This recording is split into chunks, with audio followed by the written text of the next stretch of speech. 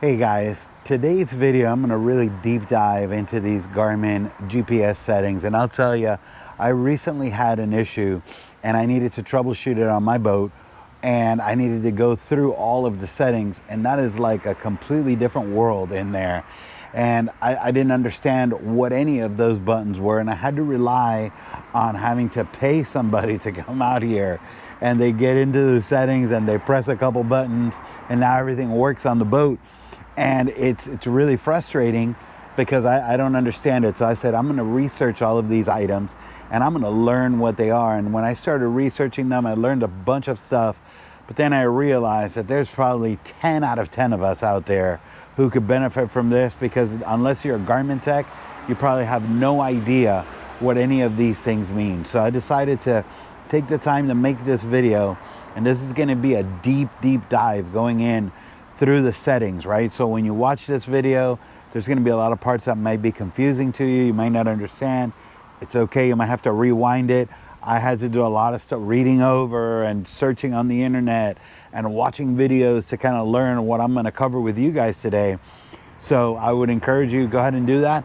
Maybe even watch the video as you're going through the settings on your GPS one by one, so you can kind of visually see what I'm talking about. There's really nothing in there except for one section, or I'm going to give you the warning on it. There's really nothing in there that you can mess things up, right? You could do something, you could put it back, except obviously when you get to the section where you delete everything and put it back to factory reset. But we'll talk about that in that section. So super detailed deep dive on the settings review, and by the time you watch this, you're going to fully understand what all of these things are. It's going to save you a lot of headaches, a lot of time and money to have to call a technician to come out to your boat. So with that said, let's jump up on the boat, fire up the GPSs, and let's jump right in. All right, so we're going to go through each of the options. We're going to go through them one by one, right? So the very first thing you want to do, and your screen could be, whatever you have it as your home image, but on mine we're just on the charts. But what we're going to want to do is we're going to want to go ahead and press settings, then we're going to want to press system, and we're going to start with sounds and display, which is the first one. We're going to go through all of these items. Now the first item on the list is it's called beeper, and then if you press the beeper option, you're going to see that you have three other different options that you could choose from. The first option is off, and then you have the alarms only, and then you have key and alarms. The first option is pretty self-explanatory. When you could either turn it on or off, and when it's off, no alarms are going to emit from the unit. The second option is labeled alarms only, and when this is selected, the GPS will not sound any other sounds other than the alarms that you have enabled within the alarms menu.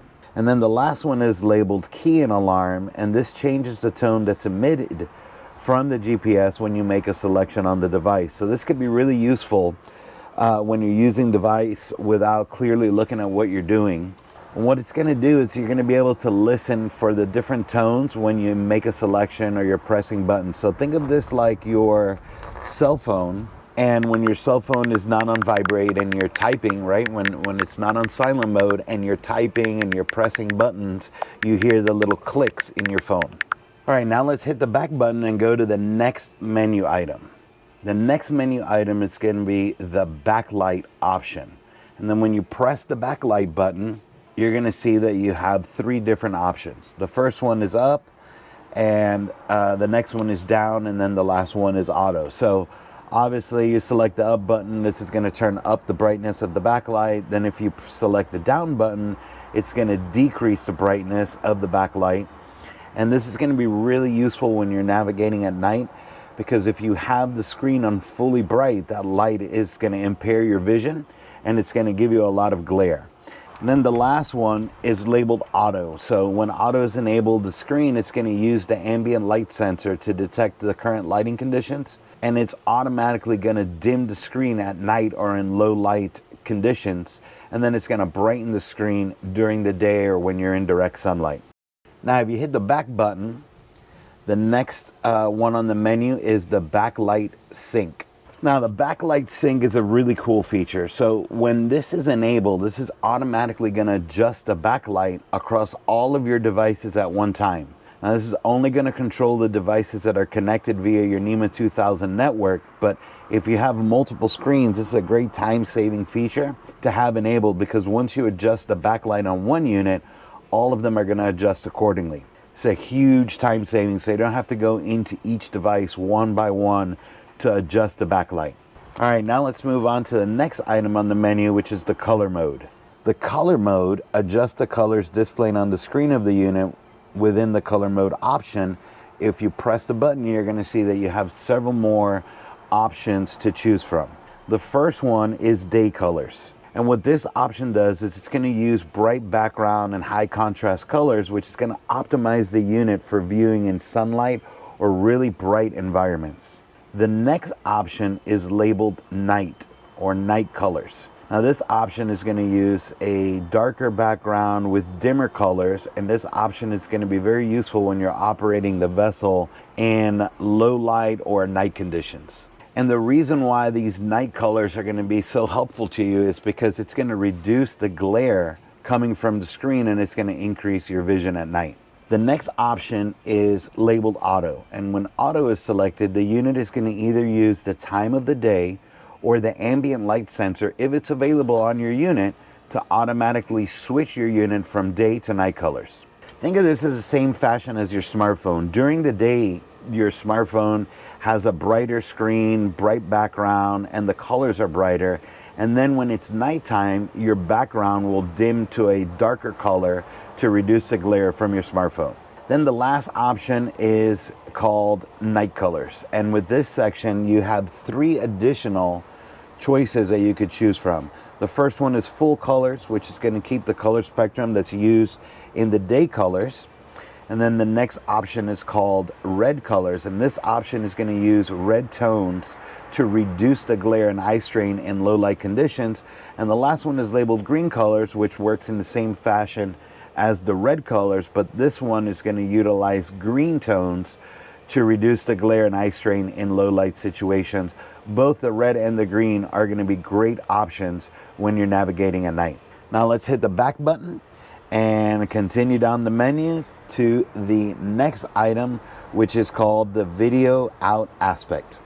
Now the video out aspect is going to be used when you're connecting an external display such as a TV or a monitor to view your screens. So within this option, you've got 2 other options labeled standard and stretch.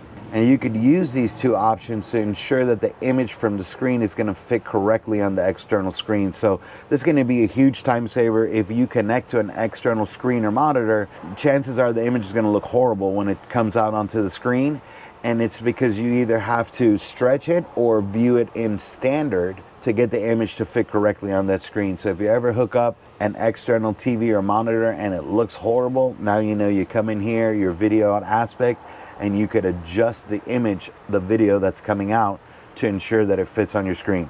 Now let's go ahead and hit the back button and continue to the next item on the menu, which is called your startup images. Now the startup image feature is going to allow you to save an image on an SD card, and then you insert that SD card into your device, and then once you select that image, it's going to appear on your screen when you're starting up the GPSs. So really cool way to have your logo, your boat name show up on your screen on your units when you're powering up the units. Now within this menu option, you have 2 additional choices, which is select image and reset image. The select image option is going to allow you to search through your SD card in the port for that device and select the image that you want to have appear on the startup. And then obviously the second one is to reset the image. It's going to let you eliminate that image from the programming and select another image within the SD card that you could use as a startup image. So now let's go ahead and hit the back button and go to the next item on the list. And the next item on the list is called the startup layout. Now, the startup layout is really another cool time-saving feature. It's going to allow you to have the unit automatically go to a desired layout once the unit is powered on. This could be really useful if you have multiple units across your boat and you don't have to go in every single time. If you use one dedicated for a chart, you use another one dedicated for sonar or radar, that you don't have to go in every single time and change the unit to that layout. Now, within this menu, you have three choices to choose from. The first one is called the home page. And when the home page option is displayed, the unit is going to go directly to the home page every time that you power it on. The second option is called previous layout. And what's going to happen if you select the previous layout is that your unit, once it's powered on, is going to go to the layout that it was on right before you turned it off. And then the last one is called selected layout. And with this option, you can actually select any desired layout or custom combination that you've created to be displayed on the screen once the screen is powered on.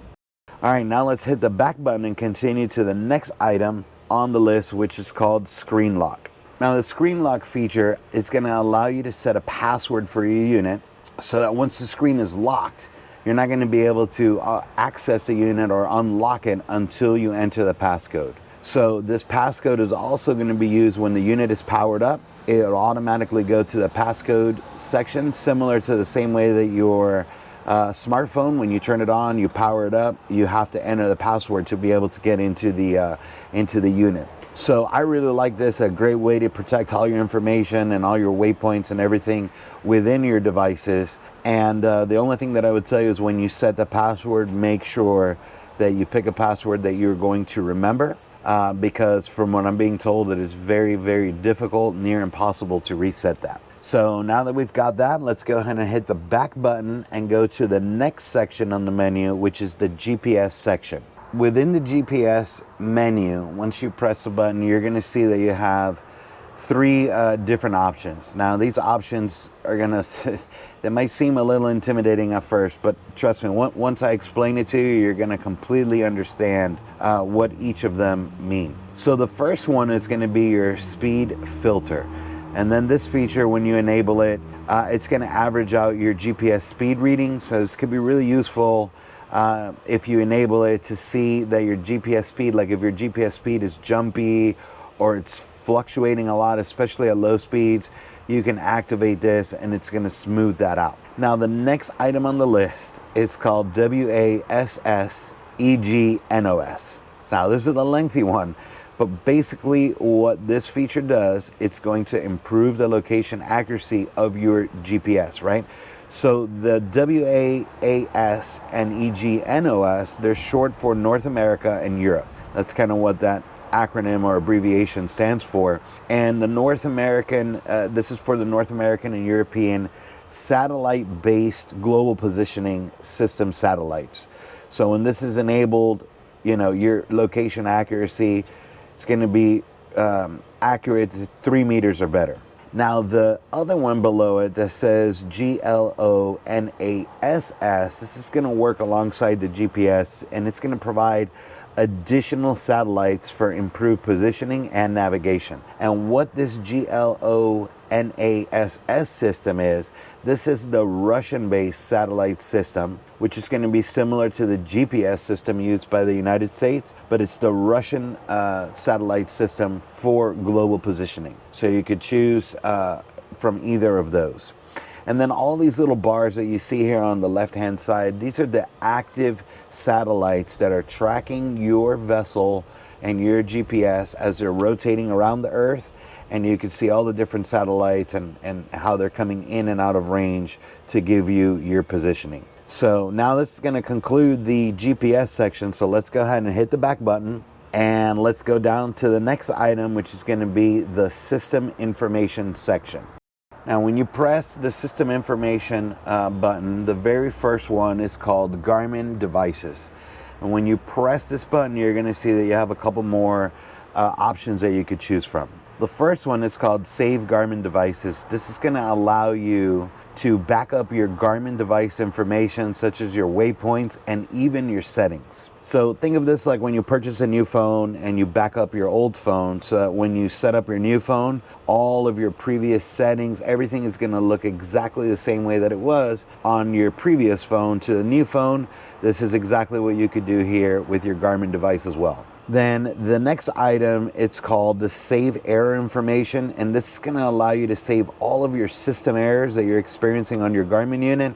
So this is going to be really beneficial if you have issues or you're working with Garmin support and you need to be able to save the error issues that have popped up on your unit, and you could send it to them and they can help troubleshoot the issues with you. Now let's go ahead and hit the back button and go to the next item, and the next item on the list is called reset. Now, like I told you guys at the beginning, when you go, this is the section where you want to be very, very cautious, because just as the name suggests, this is going to be to reset the items on your device. So when you press the button, you're going to see 5 different selections that you could choose from. The first one is called reset the default settings. Now this is going to reset your entire unit back to factory settings. So if you select this option, all of your settings, customizations, waypoints, routes, and any other user-specific data is going to be erased. Now the second item is called reset station settings.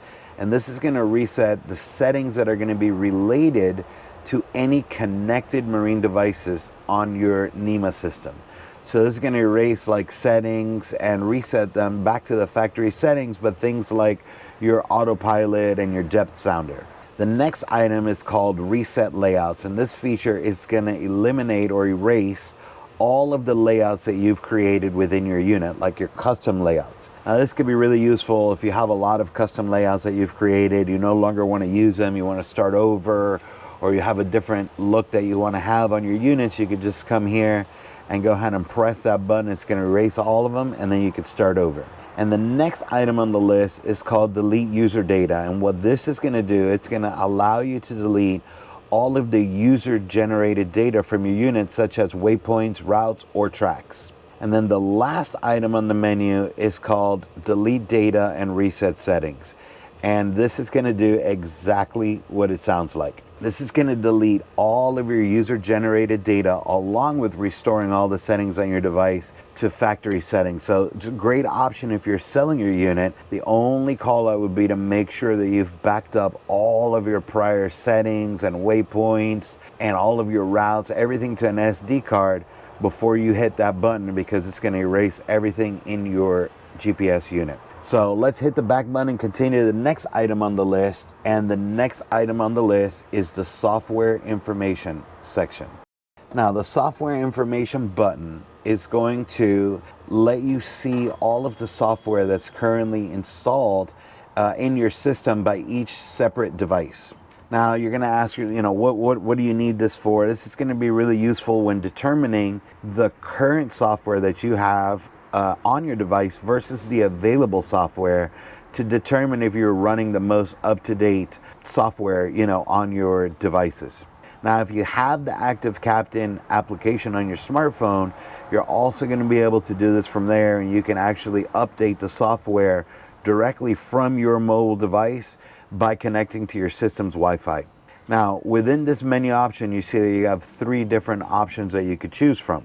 The first one is called, update software, and this is going to allow you to download the most up-to-date software, if there is any available, for your unit. You could do it with a computer, a PC, or a Mac. And then, like I mentioned previously, you can actually do this from your smartphone. I like that option better. I do it from my Active Captain app. I find that it's much easier just to connect to the Wi-Fi of the system and go ahead and update it. Now, the next item on the list is called Copy Built-in Maps. And what this is going to do, it's going to allow you to back up the maps that you have on your unit onto an SD card.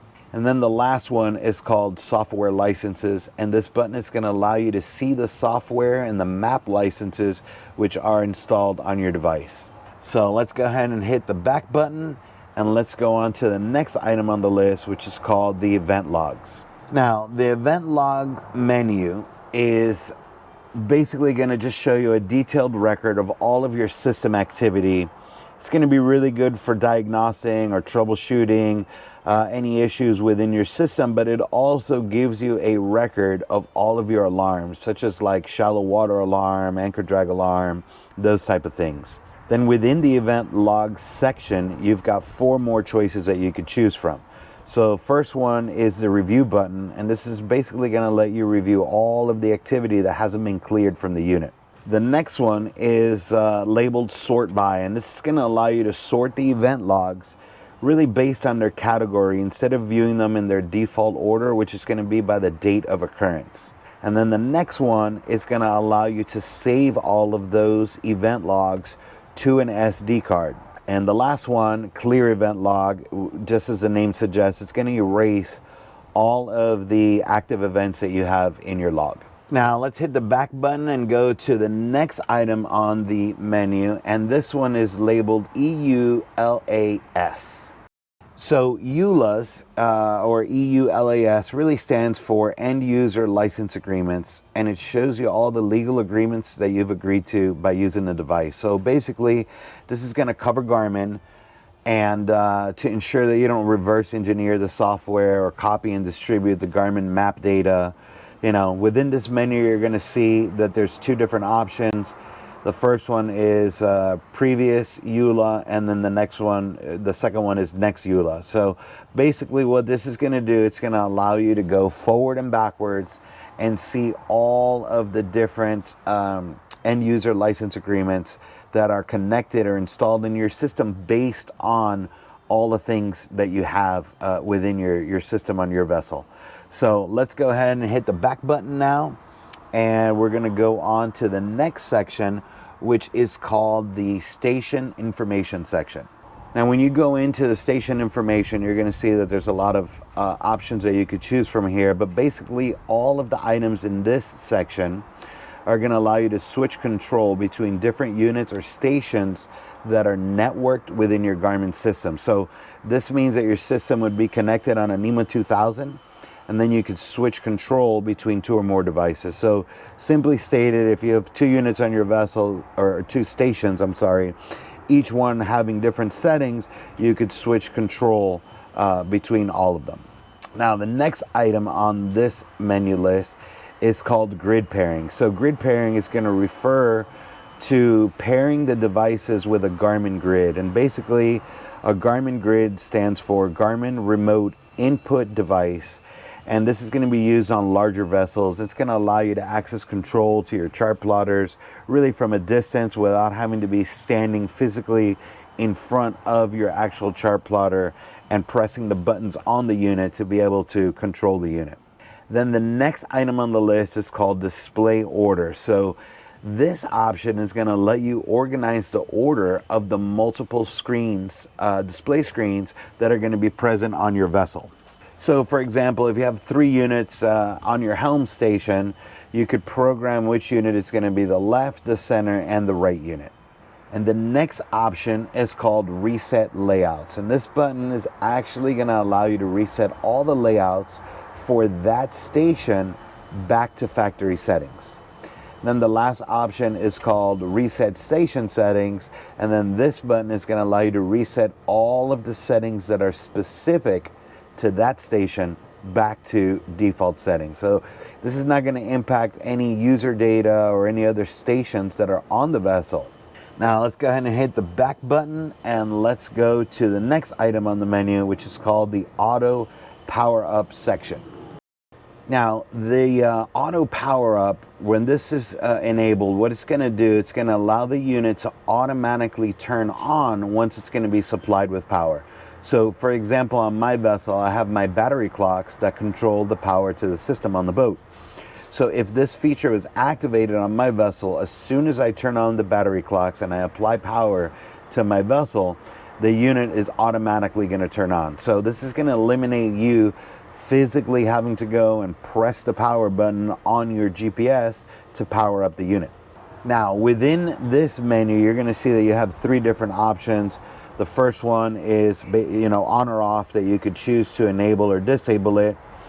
And you could choose to apply that setting really to this station only, which is the number 2, or if you have multiple stations on your boat, you could choose the station that you want to have to auto power up. So for example, if you wanted the units at your main helm to turn on when you applied power to your vessel, but not the unit that's in your tower, then you would select the option for this station only. So really cool feature that could save you time at the dock.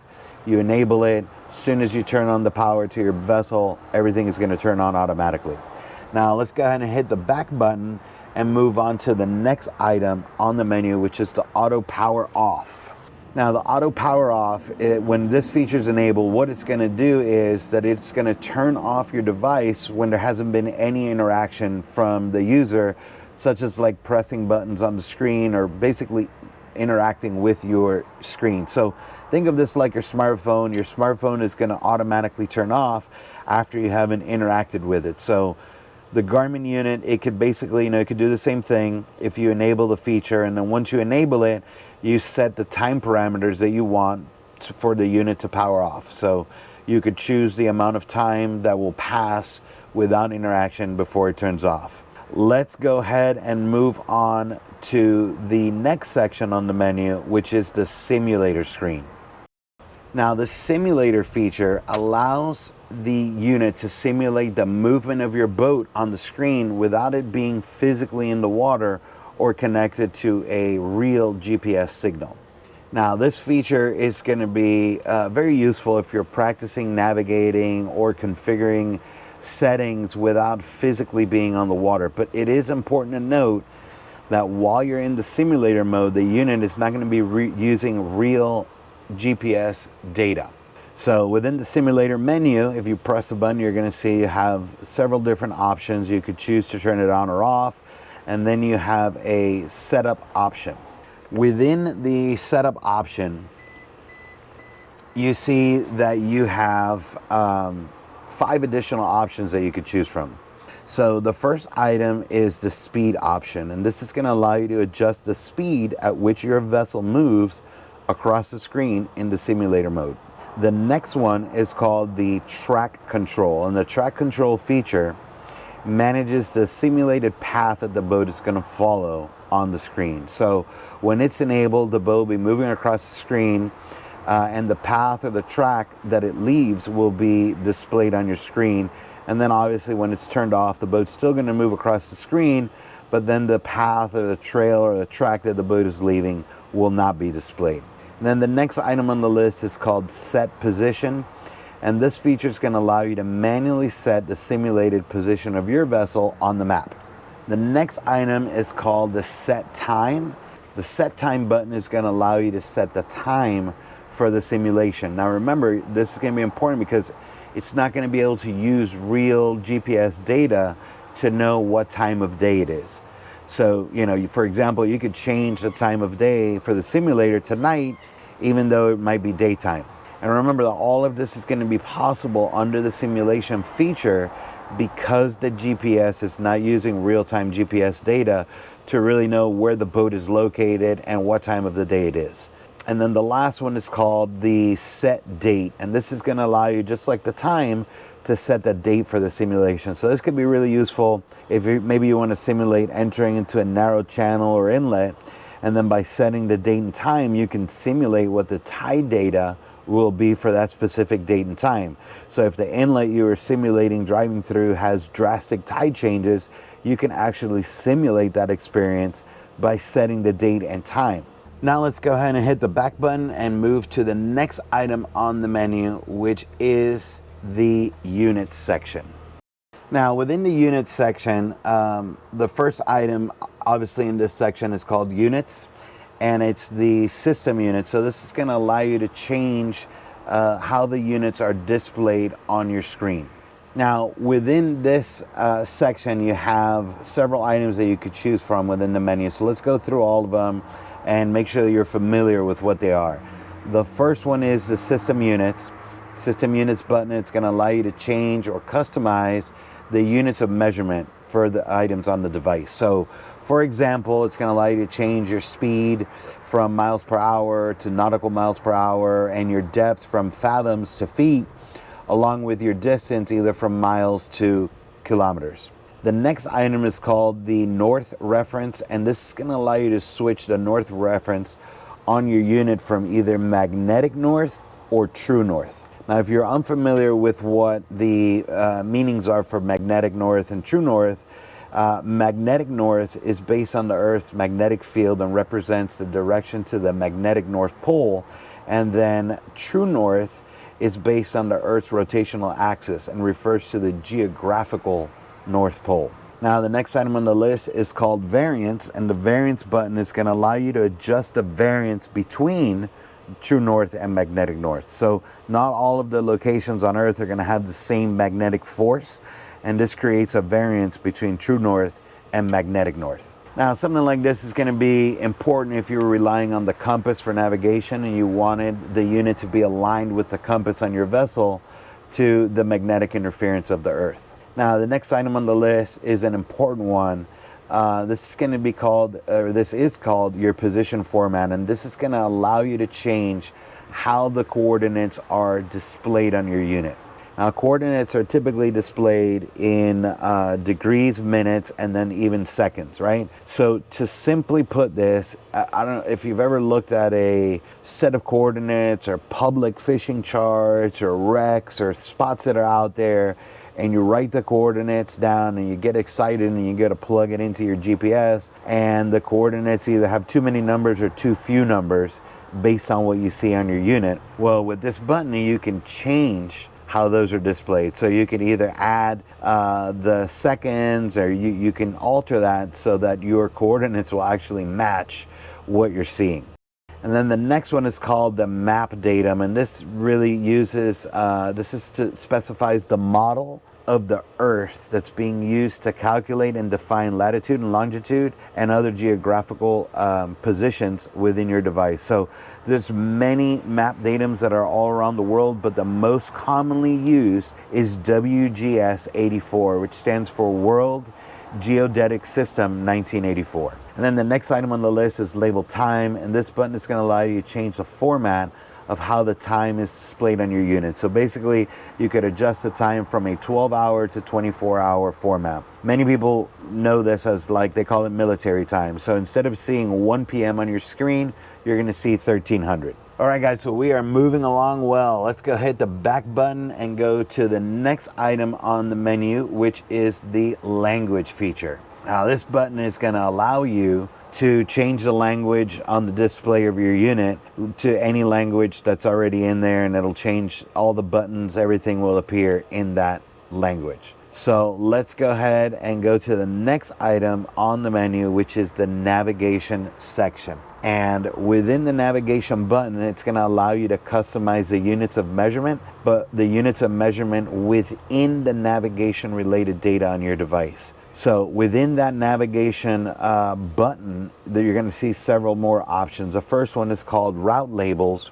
And this simply is going to allow the route labels to be customized and the waypoints on your screen. And it's going to adjust whether you want to show the names of the waypoint on your screen or just a number of the waypoint or the route. Now, the next item is called the turn transition. And the turn transition option helps adjust the timing and the smoothness of the turn-by-turn navigation alerts.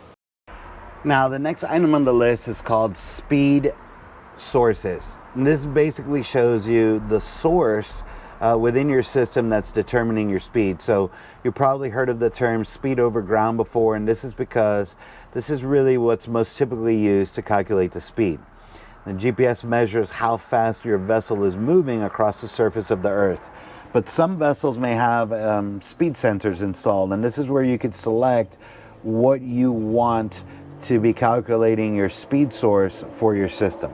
Now, the next item is called auto guidance. This is a really cool navigation feature for boaters, and we did a separate video showing how this can really help you navigate easily in unfamiliar waters, right? So basically what this feature does is ensures that you're going to be routed to your selected waypoint through water that's going to be hazard-free based on the input settings for your vessel's vertical clearance and the preferred depth of water that you would like to navigate through. So within this feature, there's going to be 3 different inputs that you can enter for your navigation. The first one is called preferred depth. Here you're going to input the minimum depth of water that you want your vessel to navigate through. Then what's going to happen is that the navigation system is going to create a route that will never go below that depth of water. The next item on the list is called the vertical clearance, and the vertical clearance button is going to let you input just that, the vertical clearance for your vessel. And this is going to be really useful if your vessel has a tower or a second station, which is going to increase the vertical clearance that you need for your vessel. And then the last one is called the shoreline distance, and the shoreline distance setting really refers to the minimum distance that you want the system to maintain between your vessel and the shoreline when creating a route. Now let's go ahead and hit the back button, and let's go to the next item. And the next item on the list is called the route start. The route start option really refers to the starting point for the automatically generated route that's going to be created by the auto guidance feature. So typically and most commonly used, you want your starting point to be the boat, the location of where you are right now, and then it's going to create the generated route using all the inputs that you created all the way to your final destination or the waypoint that you selected. Now let's go ahead and hit the back button and go to the next item on the list, which is the keyboard layout. And this really, the keyboard layout is going to allow you to change the format of how the keyboard is going to be displayed on your screen. So like when you're saving waypoints or you have to type, the layout of that keyboard on your screen. Now let's go ahead and move to the next item on the list, and this is called the screen capture. And this feature, when you enable it, it's going to allow you to take a screenshot of your screen in the current moment of what's being displayed on the unit. And then the last item on the list is called the menu bar display, and this is going to allow you to either display or hide the menu bar on your display. So now we're going to dive into the communications section. Let's go ahead and hit the back button here. And the communication section is really in-depth, and it's really critical that you understand this one, because this controls all of your network devices and how they communicate with each other. Now, if we go ahead and press the communications button, the very first one on the list is called the J1939 Set Up. Now, the J1939 Setup allows you to configure how your Garmin device is going to interact with compatible devices on the boat. And these typically are going to include engine systems, fuel systems, and rudder indicators. Now, within this option, you see that you have 3 additional options to choose from. So the first one is called the NMEA 2000 bridging. It really enables your Garmin device to connect and communicate with multiple NMEA 2000 networks. So for example, if you have a NMEA 2000 system for navigation, and then you've got another NMEA 2000 system for engine data, the bridging is going to allow the 2 units to communicate data between both networks to each other and be shared across all of your connected and networked devices. Then the next item on the list is a device list, and this is going to show you all of the items that are networked within that system. And the last option is called label devices, and the label devices allows you to change and customize the names of the devices that are within this network. So you could change the name on the engine labels and the tank labels. So now let's go ahead and hit the back button and go to the next item on the list. Now the next item on the list is the NMEA 183 setup. And the NMEA 183 setup is really going to allow you to configure how your Garmin GPS communicates with the NMEA 183 compatible devices within your system. So within this menu, the first item is called port types. And the port types refer to the ports on your device where the data is transmitted and received from.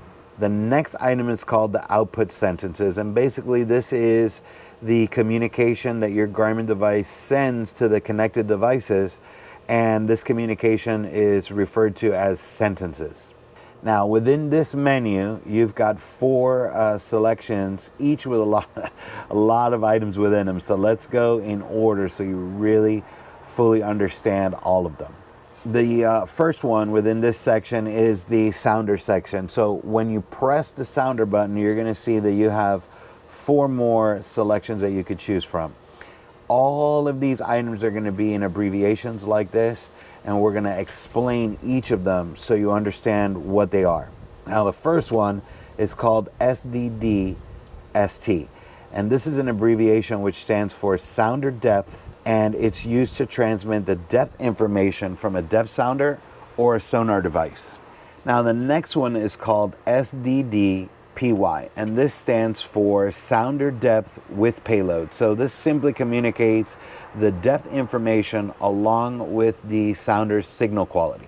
The next one is called SDM-TW, and this stands for water depth and water temperature. And the next one is called SDVHW, which stands for water velocity, heading, and speed. So let's go hit the back button and move on to the route section. Now, within the route section, you have 7 additional choices that you could choose from.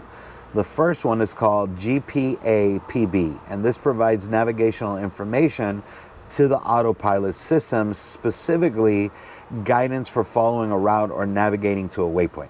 The next item is called GPRTE, and it stands for GPS routes, and it transmits the list of waypoints that make up a route that's stored or currently being used within your chart plotter. The next item is called GPBOD, and this sentence provides bearing direction from a known origin waypoint to a destination waypoint.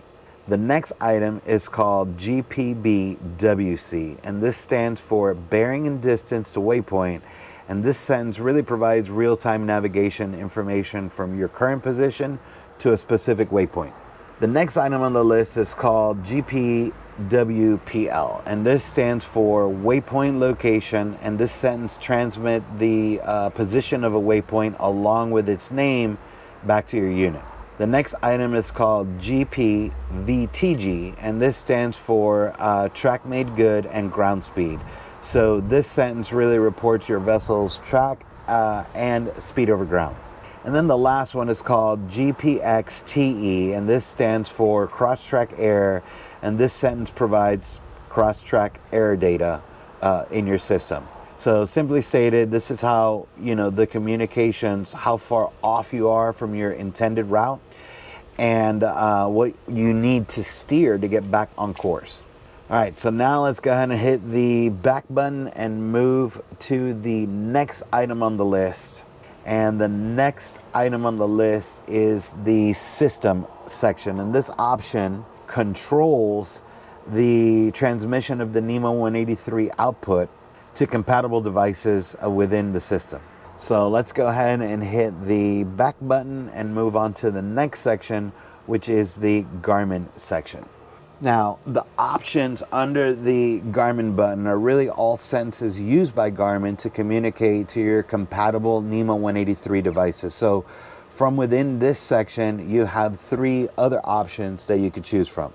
The first one is called PGR-ME, and this stands for estimated position error, and it communicates how much potential error there is in the current location that's being reported. The next one on the list is called PGR-MZ, and this stands for the geoid separation. Simply put, this is your accuracy on vertical positioning for your vessel. And then the last one is called PGR-MM, and this stands for the magnetic variation and communicates the variance between magnetic and true north. Now let's go ahead and hit the back button, and we're going to go to the next menu item. The next menu item is called Position Precision. And this is a prediction tool that predicts the future location of your vessel based on your course and speed. The next item is called XTE Precision, and this determines the number of decimal places that are transmitted for the cross-track error. Then the next item is called Waypoint IDs, and this refers to the way that your waypoint IDs are communicated to compatible devices. Now, the next item on the list is the Restore Defaults. And this is going to allow you to reset all of the NMEA 183 settings back to factory defaults. And then the last item on the list is label diagnostics, and this is going to provide the user with the NMEA 183 communication status between all of your compatible network devices. All right, guys, I know that section was extremely confusing. It was for me when I was going through it. The toughest thing about that section is all the different abbreviations and what they stand for. I had to research every single one of those to know what it meant and what it did within the system. So if you have a NMEA 183 setup on your vessel, that section is going to be a lifesaver for you, right? Because now you know what every one of those abbreviations mean. So stick with me here. Let's jump back on the boat, get behind the helm, and let's jump right into the NMEA 2000 section. All right, so jumping into the NMEA 2000 setup. Under the NMEA 2000 setup, you're going to have two different options. The first one is the device list, and it's going to show you all the compatible devices within your NMEA 2000 network.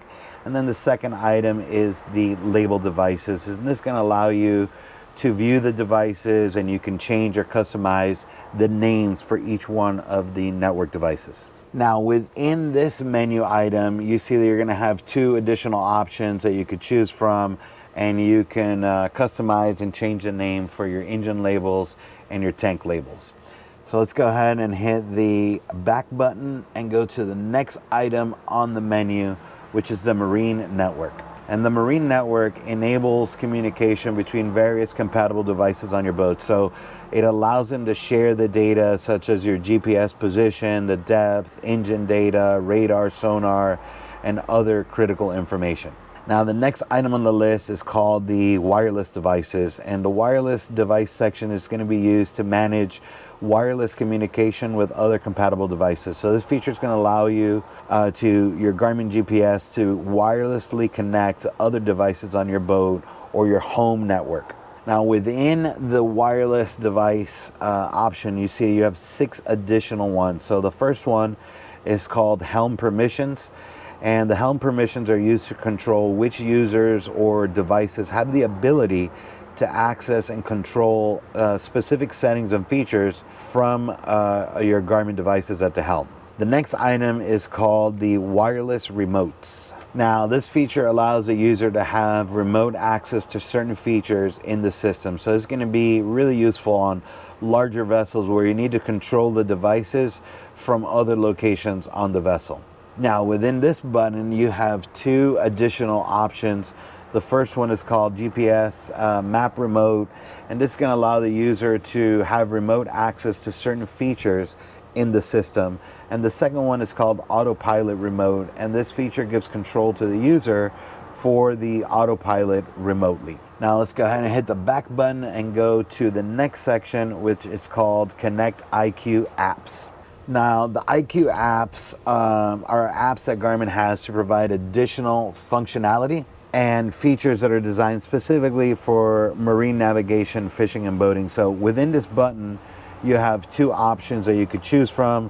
The first one is called Boat Data, and this connection enables you to stream real-time boat data, including your speed, heading, depth, and wind information.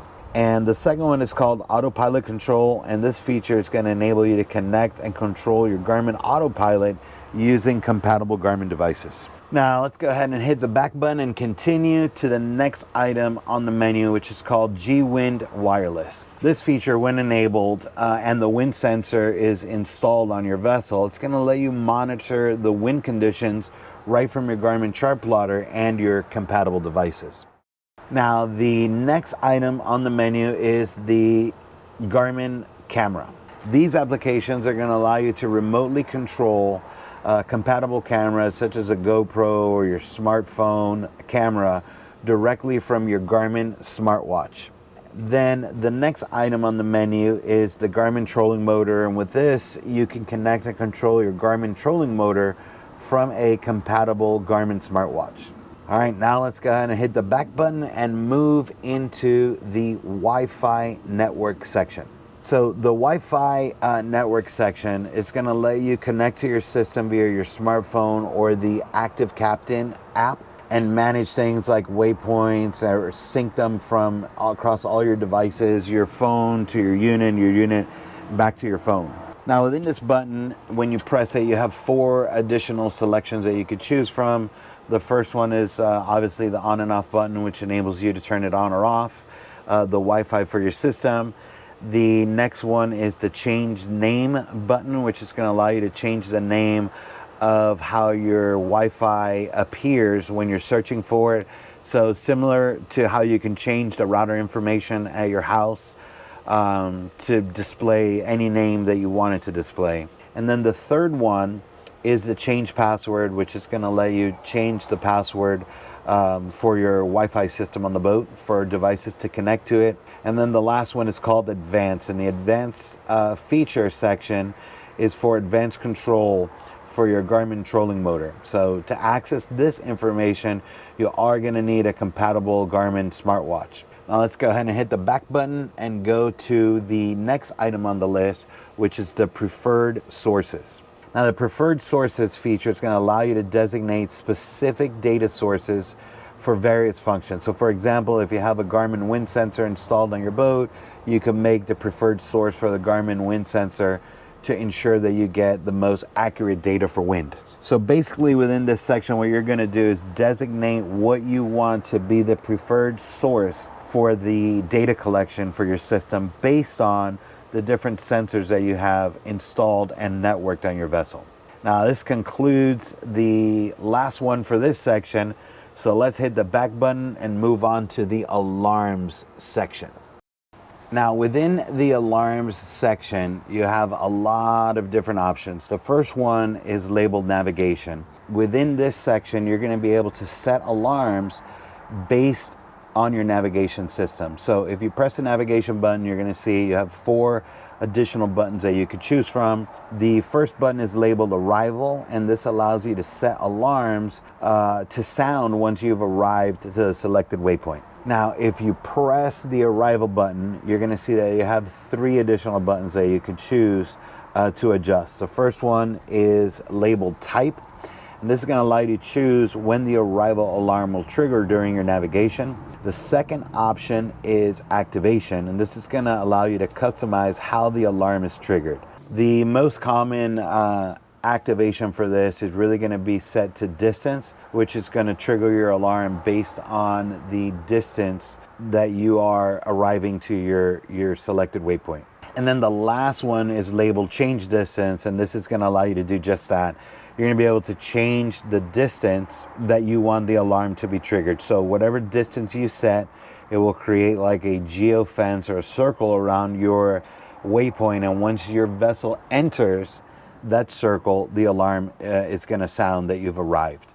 Now let's go ahead and hit the back button and continue down to the next item. The next item on the menu is the anchor drag alarm, and this is going to allow you to set an alarm with a boundary around the boat, which is going to alert you if your anchor is slipping or dragging. Now this is going to work in the same fashion as the arrival alarm. What you do is you set a parameter for a distance, and it's going to create a radius around the vessel or a geofence. And if your anchor is slipping or dragging and your vessel goes outside of that boundary, it's going to trigger your alarm. The next item on the list is labeled off course, and this alarm is going to allow you to set an alarm that's going to produce a sound if your vessel begins to deviate off course within your navigation system. And then your last one is called boundary alarms, and this is going to allow you to set user-defined boundaries like a geofence, and then the alarm is going to notify you when your vessel either enters or exits or approaches the defined boundary. Now let's go ahead and hit the back button and go to the next item on the menu, and the next item is the system-based alarms. Now the system section is going to allow you to set alarms that monitor your vessel's operational status, and these alarms are going to be designed to enhance safety by alerting you of potential issues that may need your attention. Now when you press the system button, you have 3 additional options that you could choose from. The first one is labeled clock, and this is going to allow you to set an alarm based on the system clock which could be useful if you have time-based reminders. And this is basically going to work in the same fashion as if you were to set a reminder on your smartphone.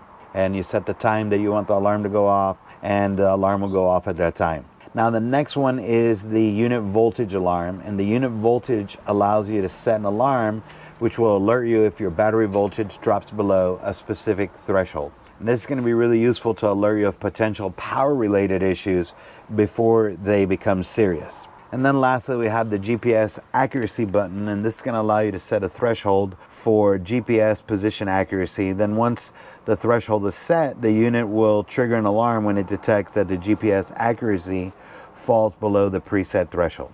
Now let's go ahead and hit the back button and dive into the sonar alarm section. Now the sonar alarm section is going to allow you to set alarms solely based on the sonar of your vessel. Now these could be very helpful for safety and for fishing. So when you press the sonar button, you're going to see you have 6 additional choices that you could set alarms for. The first one is a shallow water alarm, and with this alarm you're going to be able to set a preset depth of water, and the alarm is going to begin to sound if your vessel goes into shallower water than what you've set as your preset depth. The next sonar alarm is the deep water alarm, and then similar to the shallow water alarm, this could be set with a depth range for a maximum depth, and the alarm will sound if the vessel goes into deeper water than the preset depth. The next alarm is the front view alarm, and this alarm is a safety feature that's going to help you avoid running aground by alerting you when the depth of water in front of your vessel falls below a user-defined depth. But it is important to note that for this alarm to function, you do need to have a front view transducer that has the capability of being able to see forward of the vessel. The next alarm is the water temperature alarm, and this is going to allow you to set an alarm for when the water temperature deviates from a user-defined water temperature value. So basically, the water temperature alarm is going to sound if the water temperature differs by more than 2 degrees Fahrenheit or 1.1 degrees Celsius, either above or below the threshold that you set. And the next item is the contour alarm, and this alarm is going to allow you to be alerted when the bottom contour changes while you're navigating. So this could be really useful if you're navigating in rapidly changing depths. That could be, due to submerged rocks or drop-offs. It could alert you when the water contour depth is changing. Then the last item on the sonar alarm is the fish alarm, and this alarm is very widely used by many anglers, and this alarm is going to notify you when there are targets on your sonar that are suspended within the water column. And that's the last item in the sonar alarm. So let's go ahead and hit the back button and move on to the next menu item, which is the collision alarm. Now, when we go ahead and press the collision alarm, you see that we have several options. The first one is simply to go ahead and turn it on or off. And when enabled, what's going to happen is a collision alarm is going to sound an alert if your radar detects an object within a user-defined space from your vessel. And this is going to allow you to take timely action to avoid a collision. Now, it is important to note that, like I said, an object instead of another vessel. And this is going to be because when your radar detects something and it pings back to your screen, it could be another vessel or it could be an object, such as a channel marker. Now, if you really want to learn more on how to interpret the images on your radar screen and get a good radar tutorial, we actually created a video on that. I have it in our Garmin Marine playlist. And it's a great video to learn and understand how the radar works and how to interpret the settings and how to understand the images that you're seeing on your screen. Now let's go ahead and move on to the next item on the list, which is the MARPA alarm. And the MARPA alarm is going to alert you when a radar tracked target enters a predefined safe zone around your vessel. So just so you guys know, the acronym for MARPA stands for Mini Automatic Radar Plotting Aid. And it's going to enable your radar system to automatically track and display information about other vessels, such as their range, their bearing, their speed, and the time to the nearest approach. All of this is going to be critical information to ensure that you can have timely action to avoid a collision. Now, the next item on the list is labeled range. The range feature is going to allow you to define a distance threshold within your Garmin device for triggering the alarm. So simply stated, this is going to allow you to set a distance or a range around your vessel, and then the alarm is going to trigger when a vessel or object enters that area. So basically you defined how close a vessel or an object can get to your vessel before the alarm goes off. And then the last one is labeled time to, and the time to alarm works in the same fashion as the range, but this alarm lets you select a threshold for how much time before you have a potential collision with an object or a vessel. And it's going to be useful because it's going to allow you to have more time to alter your course and avoid that collision. Now let's go ahead and hit the back button and go to the next item on the menu, which is called network. Now this is a safety feature that's going to notify you of critical conditions detected by sensors connected to your NMEA 2000 network. So this network allows various onboarding systems such as engine monitors, fuel sensors, navigational instruments, all to communicate with each other and with your Garmin chart plotter.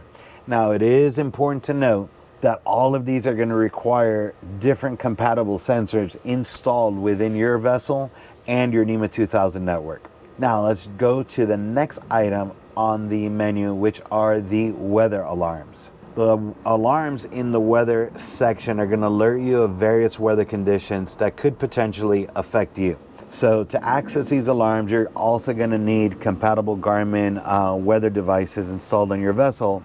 Then when you have the compatible devices, you can obviously go through the list and choose to toggle them on or off. Now within the alarms section, you're going to have 5 different weather options. The first one is the marine alarm, and this is going to alert you of any official marine weather warning, such as a small craft advisory. Then you have the tornado alarm, next the severe storm alarm, the flood alarm, and lastly you have the flash flood alarm. Now let's go ahead and hit the back button and review the final item in the alarms menu, which is the fuel alarm. Now the fuel alarm lets you set user-defined fuel level, and what's going to happen is the alarm will sound when the fuel falls below the user-defined threshold. This also is going to require compatible sources installed on your vessel for monitoring the fuel and have it networked within your NMEA 2000 network. So let's go ahead and hit the back button and go to the next section, which is the My Vessel section. Now, the My Vessel section is going to allow you to input specific vessel details that are going to enhance your navigation accuracy and your anchoring performance. Now, when you go ahead and press the button, you're going to see that there's going to be a lot of different options that you can input data for. So let's go through them one by one and explain them so you fully understand what they are and how they can assist you. The very first item is called the keel offset. Now, this setting is going to adjust the depth readings to reflect the distance from the waterline to the bottom of your vessel's keel. So this is really important because what happens is when you have your transducer, it's mounted on your vessel, but then the keel sticks down further into the water column. This setting is going to ensure that you have enough water clearance below your keel for safe navigation. The next item on the list is called the anchor height, and this feature allows you to specify the vertical distance from the waterline to your anchor's attachment point. Now this measurement is going to be important for calculating the anchor scope, which is the ratio of anchor rode or anchor line to the depth of water. Now this is something you're not familiar with and you want to learn more about it. I also made an anchoring video which is located in our Boating 101 playlist, which explains how to properly anchor your vessel and covers all of these calculations when anchoring. So I recommend check out that video, ensure you're confident when it comes to anchoring your vessel. Then if you also want to learn how to effortlessly retrieve your anchor using the anchor ball system, check out our video in the Boating 101 playlist where we show you how to use the anchor ball to retrieve your anchor. And then going down the menu, the last item is the anchor scope button, and this is going to define the ratio of anchor rode's length to the vertical distance from the bow of your vessel to the seabed. Now this is important because if you don't have sufficient amount of anchor rode or anchor line out when anchoring, the anchor could slip or drag. The most common rule of thumb is that you should have a 7-to-1 ratio of rode out. Now what this means is that you have 7 feet of anchor road or anchor line, and we call it anchor road because a lot of people say anchor rope, but a lot of vessels might have chain or cable. So that's why the term road is used instead of anchor line. But what it means is that for every foot of depth of water, you have 7 feet of anchor road out. Now obviously this can have to be increased when you're in rougher water and the waves or the current are bigger. So let's go ahead and hit the back button and continue down the menu. The next item on the menu is called the temperature offset. And this feature allows you to calibrate the water temperature reading from your transducer to your water temperature sensor. Now, again, this feature is going to require compatible water temperature sensors to be installed on your vessel. Now let's go to the next item on the menu, and that's called the Calibrate Water Speed feature. And this feature is going to enable you to fine-tune the reading from your speed sensor. So again, your vessel would need a compatible speed sensor, either via a paddle wheel sensor or sometimes through a transducer that has that capability. And the next item on the list is the fuel capacity. This is going to allow you to input how much fuel the boat can hold and when the tank is full. This data then you could use with compatible devices and sensors, calculating fuel consumption and how much fuel you have left within your tanks. Now the next item on the list is called vessel type, and this is going to allow you to specify what kind of vessel you are using. This setting is going to help the system tailor navigation and sonar features based on the vessel's characteristics. The next item on the list is called switching. Now this feature is used to configure and manage your digital switching system, such as your C-Zone or C-Star, directly from your Garmin device. Within this feature, you have 2 options, each that have another menu within them that you can adjust. So let's go through them one by one so you are familiar with what they are. The first one is the C-Zone. And within this menu, you're going to be able to monitor systems used on the boat that control your onboard electrical systems. So simply put, the C-Zone allows you to control things such as your lights, pumps, directly from your Garmin unit, and it's going to eliminate the need for actual switches to control these lights and pumps on your vessel. Now within this section you have 4 different menu items, so let's go through them all so you become familiar with what each of them do. The first item on the menu is called the dip switch, and this is going to refer to the physical switch used to configure and customize the C-Zone switching system. The next item on the list is the configuration file, and this is a setup file that's going to be used to configure the digital switching system for your vessel. The next one is the WIP file, which stands for a work in progress file, and this is going to be a temporary configuration file with the switching system that's going to be used while you're setting up or modifying your C-Zone system. Now I know that this sounds really confusing, right? But just the important thing is that you know what these things are, because if you do install this system on your boat, that authorized dealer and installer, they're going to take care of setting all of this up for your vessel. And the last one is called the reset circuit counts option. This simply is going to reset the usage or operation counters for specific circuits that are being used and monitored by the C-Zone system. Now let's go ahead and hit the back button, and now we're going to go into the next section, which is the C-Star section. And the C-Star section is used to integrate and configure digital systems pertaining to C-Star on your vessel.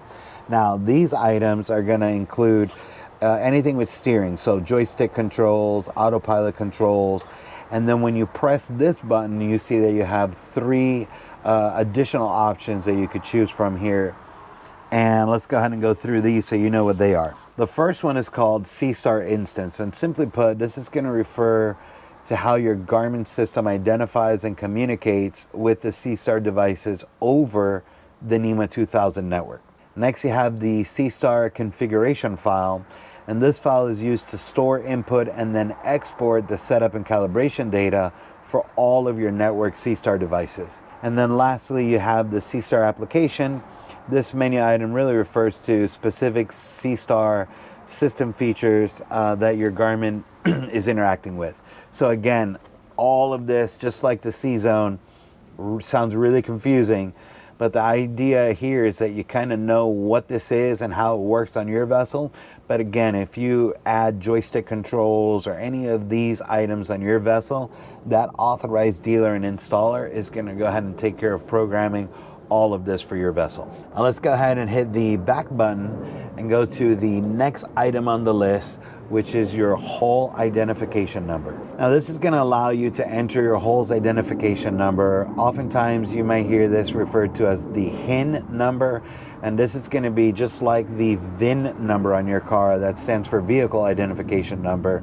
Every vessel has a specific number assigned to them when the vessel is built, and this number is going to be on multiple locations. Usually one is very visible, the other ones the dealer manufacturer has hid them within the vessel, so that if there's ever a question where the vessel might be reported stolen, they know where these hidden locations are, that they could find the HIN number on the vessel. You can also find this number on the registration for your vessel.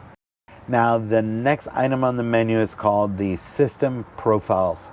And this feature is going to allow you to create, select, and manage different C-Star system setups or configuration depending on how your vessel is being used. And then if you press that button, you see that you have an option called Save to Card. And this is basically just going to let you export the settings to an SD card. Now let's go ahead and hit the back button and jump right into the next section on the menu. And this is the Other Vessels section. Now, within this section, there's going to be multiple options that are labeled again with a bunch of acronyms. So let's go through them one by one so you know what each of them are. The first one is labeled AIS, and AIS is basically a marine navigation safety system that's going to allow vessels to automatically share their real-time data like their name, position, speed, heading, and course over ground with your vessel. The next item is DSC, and this stands for Digital Selective Calling. And this is a communication protocol that's used with VHF marine radios that's going to allow boats to send and receive digital distress, safety, and position messages amongst each others. Now, if you want to learn more about how to use and properly talk on a marine VHF radio, along with what channels you should be using for certain communication, I encourage you to check out our video of how to use a marine VHF, and this is in our Boating 101 playlist, and we go through a detailed review of how to use and properly talk on your marine VHF, along with how to properly place distress calls. Now, the next item on the list is the collision alarm. Now, the collision alarm section on your Garmin Marine device is going to be used to detect and alert you of potential collision risk that you have with other vessels, but specifically with AIS targets. Now, within this menu, if you press the button, you're going to see that you have 4 different options. So let's go through all of them so you understand what all of them are. The first one is simple. It's the option to turn it on or off. And the second one is the MARPA alarm. This is going to work in the same fashion as we previously covered in the alarm section. The next one is the range button. Same as we previously covered. It's going to allow you to set a user-defined range. And then lastly, you have the time to button, and this is going to allow you to set the user specific time until an object or vessel is reached. Now, all of these are designed to alert you of potential collision hazards, so very important so you have enough time to avoid a collision.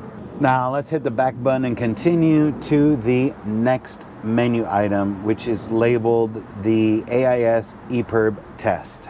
An AIS EPIRB test refers to the self-test or functional test of an AIS-enabled EPIRB that is displayed on your Garmin Marine device when it's connected to an AIS receiver.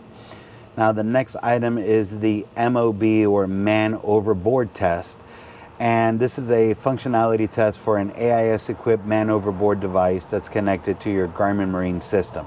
The last item is labeled the AIS SART test. And the SART test refers to the functionality of an AIS-enabled SART device, which is an important safety feature used for search and rescue. Now, the test is going to ensure that the SART is transmitting properly and can be detected by nearby vessels. Now, the acronym SART stands for Search and Rescue Transponder Test. All right, congratulations. You made it all the way through to the end of the GPS settings review. And I know that was a lot to cover. You're probably not gonna grasp it all in the first time. That's why I said at the beginning, you're probably gonna have to watch it, you know, a couple times or watch certain sections multiple times to really understand everything that I'm talking about. But man, this is gonna be a lifesaver for you. You're gonna save time, money. You're gonna be able to troubleshoot your own things and dial in your Garmin Marine electronics a lot better. Now, throughout the video, I did reference other videos that I have that you could reference to from a Garmin Marine perspective and in our Boating 101 playlist. I'm gonna drop the links to each of those playlists in the description below, so you can go to the description, click on it, and watch all those videos that we reference. Thank you for watching, and stay safe out there.